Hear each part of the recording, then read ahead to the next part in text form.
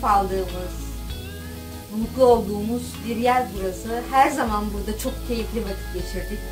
Çünkü buraya her zaman hep güzel insanlarla geldik aslında. Yine ben oraya dönüyorum ama hepsi ayrı güzel, hepsinin yeri ayrı. O zaman farklı arkadaşlar vardı yanımızda. İşin özünün bu olduğunu düşünüyorum. Kış geldiğinde buraya kaçıyoruz. Bahar yine öyle. Yıllar önce gelmiştik. O dönem çok daha bakirdi, bu kadar ev yoktu.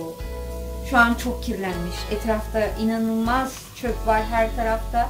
Yol olmasına rağmen yaylanın tam ortasına kocaman bir yol açmışlar. Gereksiz bir şey. Ne yazık ki doğayı korumayı beceremiyoruz. İnsanlarımız da bu konuda çok bilinçsiz. Her şeyi çabuk tüketiyoruz, yok ediyoruz.